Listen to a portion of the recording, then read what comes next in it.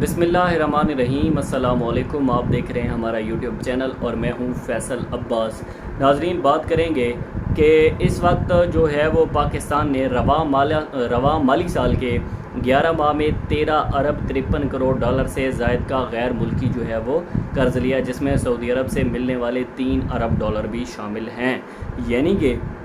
پاکستان نے ایک ٹارگٹ رکھا تھا کہ اس مالی سال کے دوران پاکستان 14 ارب ڈالر قرض جو ہے وہ وصول کرے گا، اور پاکستان نے 13 ارب 53 کروڑ ڈالر جو ہے وہ قرض وصول کیا ہے۔ وزارت اقتصادی امور کی جانب سے بیرونی قرضوں سے متعلق جاری کردہ رپورٹ کے مطابق پاکستان رواں مالی سال کے 11 ماہ میں 13.5 ارب ڈالر سے زائد کا بیرونی قرض جو ہے وہ وصول کر چکا ہے۔ رپورٹ میں بتایا گیا ہے کہ رواں مالی سال کے 11 ماہ میں 14 ارب سے ڈالر زائد جو ہے وہ بیرونی قرضے کا تخمینہ تھا، جس میں سے 13 ارب 53 کروڑ سے زائد کا قرض وصول کیا گیا ہے، جس میں سعودی عرب سے سیف ڈپازٹ کی مد میں حاصل کیے گئے 3 ارب ڈالر بھی شامل ہیں، اور ماہ مئی میں پاکستان نے 50 کروڑ 50 لاکھ ڈالر کا بیرونی قرض حاصل کیا۔ تاہم رواں مالی سال کے مئی میں کمرشل بینکوں سے کوئی قرض نہیں لیا گیا، اور وزارت اقتصادی امور کی جاری کردہ رپورٹ میں بتایا گیا کہ بیرونی قرضوں میں 4 ارب 25 کروڑ ڈالر سے زائد کے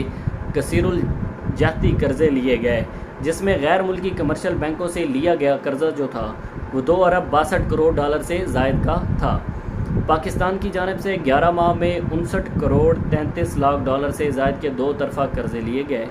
جبکہ بانڈز کے اجراء سے 2 ارب ڈالر سے زائد کا قرض حاصل کیا گیا۔ یہ تھی آج کی رپورٹ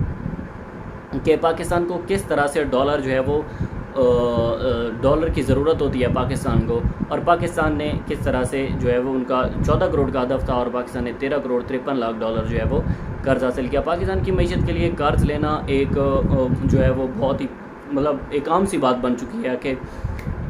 قرض تو ہمیں لینا ہے، ہمیں اپنے اگر روپیے کو مستحکم رکھنا ہے، اپنی معیشت کو چلانا ہے، معیشت کی جو گاڑی ہے اس کے پہیے کو چلانا ہے، تو ہمیں قرض لینا ہوگا۔ اور چاہے وہ کوئی بھی حکومت ہے، پاکستان پیپلز پارٹی ہو، پاکستان مسلم لیگ نون ہو، پاکستان تحریک انصاف ہو، یا کولیشن گورنمنٹ ہے، جو بھی ہوں، تو پاکستان کے لیے قرض لینا ایک ضروری امپورٹنٹ بن چکا ہے، کیونکہ اگر کوئی بھی حکومت اقتدار میں آ کے قرض نہیں لیتی تو وہ اس سے معاشی مشکلات کا سامنا ہوتا ہے، روپیہ گراوٹ کا شکار ہوتا ہے، پاکستان کی اسٹاک ایکسچینج کے اندر شدید مندی کا رجحان ہوتا ہے، اس کے ساتھ ساتھ پاکستان کے بزنس کے بیٹھنے کا جو ہے وہ بہت زیادہ خدشہ ظاہر کیا جاتا ہے۔